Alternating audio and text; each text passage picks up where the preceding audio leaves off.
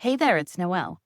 And what if I told you that a simple shift in how you conduct teacher observations could transform your entire early education program? What if instead of dreading those required meetings, your teachers started looking forward to them? And what if you could turn compliance into genuine professional growth that benefits everyone, the teachers, the children, and the families? Welcome to the Directors Club podcast, your go-to resource for childcare center owners and directors. Each week we dive into the world of childcare management, sharing valuable tips, tools, and resources to help you build enrollment, retain your top teachers, and streamline your operations. With a casual and lighthearted approach, we unlock the secrets of creating a thriving childcare center. Let's laugh, learn, and grow together. This is the Directors Club podcast. Today, I'm going to share the story of how we revolutionize our approach to teacher observations and feedback, and how you can do the same. Stay tuned for a conversation that just might change everything about how you support your teaching team. Welcome to today's episode. We're diving deep into one of the most crucial yet often overlooked aspects of running a high-quality early education program.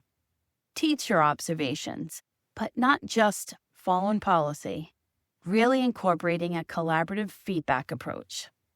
And I'm going to share how this transformation story that completely changed how we approach professional development really up-leveled all of our teachers. And before I get started, if you are interested in actually learning this approach from me, I am teaching it. Sorry, I got to open my calendar for 1 second. I am teaching it on, what's this month? I'm teaching it on the 17th. I think it's at the 17th. Oh, the 16th. Sorry, it's the 16th at 1 o'clock p.m. I'm actually teaching reflections. And that kind of has a lot to do with observations. At 1 o'clock on July 16th is a Wednesday Eastern time, and I record it for $10. Can't go wrong. And you can come to all our office hours for a week. I'm going to teach reflections, which really goes along with observations. But let's get into this podcast because I have a lot to share, and I think you're going to like it. All right, so 20 years ago, we started Scribble Time, and I was doing exactly what the regulations required. Observing each employee every other month, and presenting my findings to them. Sounds straightforward enough, right? But here's what was actually happening. I'd sit down with a teacher, give them the feedback, tell them what they needed to get better at, suggest they find a course to take on whatever skill that they wanted to work on, and then I wouldn't see a lot of improvement. Little to no improvement, actually. I had a great team, but I was literally asking them to figure it out on their own. And this approach was frustrating for everyone, I think. Teachers felt criticized rather than supported, and I felt like I was going through the motions of compliance without actually helping anybody grow. And so the observation meetings became something we all dreaded rather than looking forward to, and just like another thing to check off the box for licensing. But here's what I discovered very early on that really opened my eyes. When I first started implementing regular observation meetings, my team was taken aback. Even though we were a new organization and the teachers I hired were licensed educators and had experience, not a single one of them had ever had a formal observation meeting at their previous jobs. I couldn't even imagine that.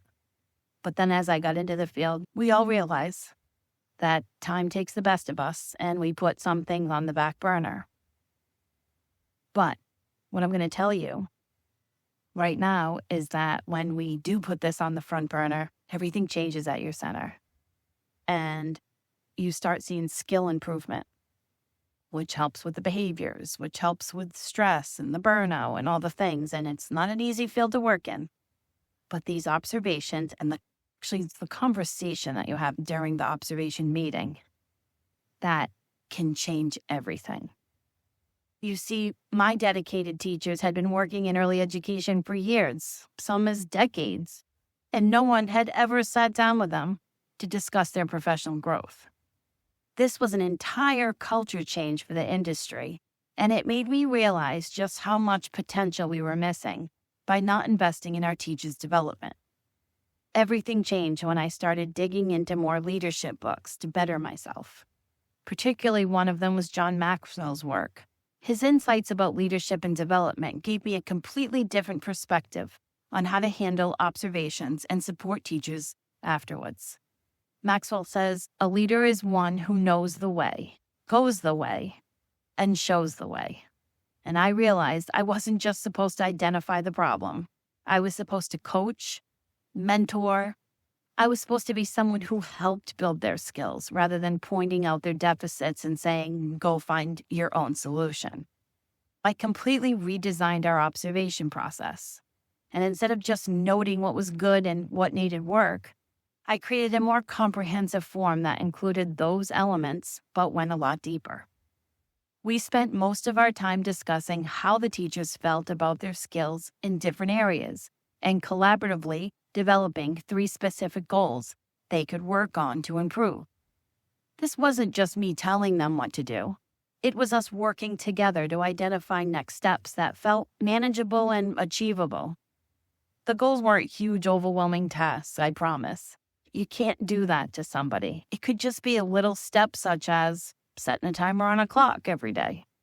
They were specific, actionable steps that gave teachers a clear path forward to improve just even a little. Sometimes teachers don't even know where to start improving. And that's where the magic happens when you can guide them to those next steps. Instead of waiting 60 days until the next formal observation, I also make it a point to check in with the teacher regularly about their 3 goals when I'm walking through the center. "Hey, how's it going with that?" Or if I notice them doing it or showing success, I love to encourage them along the way until our next meeting. Let me share a story that perfectly illustrates this transformation. I had a teacher who was struggling with delegating tasks to her co-teachers and floats. This was an ongoing issue we'd discussed many times before. She was taking on all the work herself, becoming stressed and overwhelmed, while her co-teacher felt like nothing more than a cleaning person. You know this story. It plays out in classrooms everywhere. In our next observation meeting, instead of just telling her she needed to delegate better, we worked together to build her confidence in giving direction. We talked about specific phrases she could use. We looked at practical tools like the rest time checklists. We added meaningful tasks to the checklist, things like preparing curriculum, setting up learning centers, organizing art supplies, choosing books, or preparing outdoor activities. They weren't just cleaning tasks. They were professional responsibilities that utilized her co-teacher skills and training and gave back some time to the lead teacher. And also, definitely would build that relationship between the two of them, more of partnership than someone that hoards all the work. And here's what made the difference. I gave her a clear call to action. I said, "You can do this. And when you do, I want you to come find me and tell me about it." And that same day, just hours later, she came back to me with excitement. She had asked her assistant to get up during circle time and prep the artwork while she continued leading the group. And instead of having the assistant just sitting there watching, this simple change saved her time and gave her co-teacher meaningful work to do. The co-teacher was thrilled to be more involved, and they immediately made a plan to implement this regularly. We met later during rest time, she said, to update the rest time checklist, adding more collaborative tasks and organizing all of our workflow. She even shared that they met during rest time, and she showed her the new rest time checklist, and they collaboratively added more tasks to it. I told her how proud I was of her progress, and you could see the confidence building in real time. That was just like hours after this one meeting. This teacher didn't just improve in that one area. She worked consistently towards all 3 of her goals, and over time, a strong leader in our program. She just needed those next steps and the support to take them. This experience taught me something fundamental about professional development and early childhood education. Observation and feedback aren't just about compliance or evaluation. They're about growth, mentorship, and building confidence. And when we shift from being critics to coaches, everything changes. In a high-quality early learning center, effective observations and feedback systems create multiple benefits. First, it improves your teachers' confidence and job satisfaction.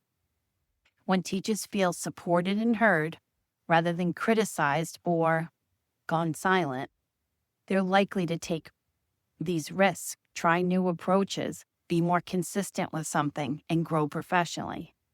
This directly impacts the quality of the care and education the children receive. Second, this approach reduces turnover. Teachers who feel valued and supported are more likely to stay in their positions, creating stability for children and families. The cost of constantly recruiting and training new staff is enormous, both financially and in terms of your program quality. And ladies, we all know it's so much time when we have turnover. It takes so much time to find that next person and train them. And then third, it creates a culture of continuous improvement. When professional development becomes collaborative rather than punitive, teachers start seeking out growth opportunities on their own. They become more reflective practitioners who are always looking for ways to enhance their skill. And finally, this mentorship approach builds future leaders. Teachers who receive this kind of support often become mentors themselves, creating a positive cycle throughout your center. They learn not just specific skills, but how to support others in developing those same skills. I also want to add in, as I'm sitting here sharing all this with you, that it turned my culture into a problem-solving culture. I also want to just add in that when we got really serious about this, and then we began talking more and giving them small action steps and finding that class they should take, and then when they take it, we talk to them about what they took and what they learned, and they don't just take a course. They take a course, and then they're required to come back with 2 ways they're going to implement it and 1 way they're going to struggle with it. And when we're in our observation meeting and we're talking about that, we really talk about where they're going to struggle and how I can support them in that. This transformation from the compliance-based observation to growth-focused mentorship isn't just about changing a form or adjusting a schedule. It's something we already should be doing, right? But it's about fundamentally shifting how we view our role as leaders in early childhood education.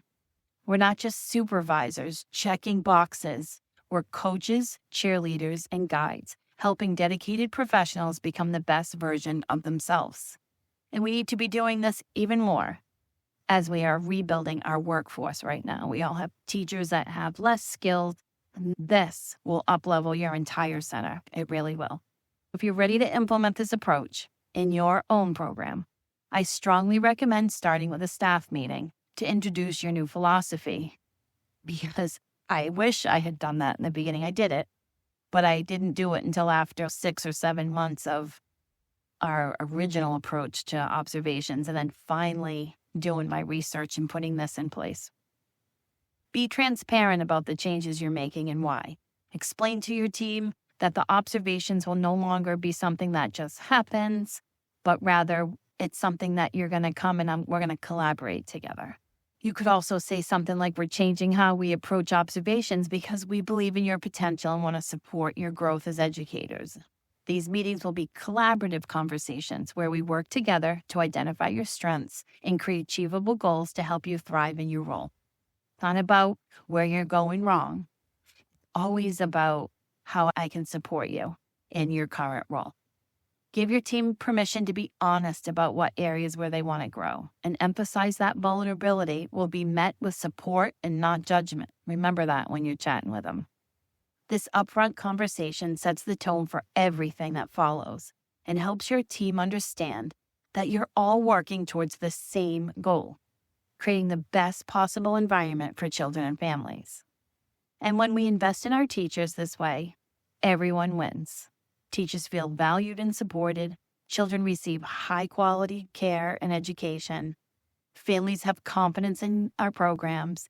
And we create sustainable, thriving, learning environments that make a real difference in our communities. The next time you sit down for an observation meeting, remember that you're not just evaluating performance, you're investing in someone's professional growth and ultimately in the lives of the children they serve every day. That's the real power of transforming how we approach teacher observations and early education. Thanks for listening today, and let me know how you do with this. Send me a message on one of our platforms or email me if you're on our list. I would love to hear from you. Have an amazing day. I'll chat with you soon. Bye, everybody.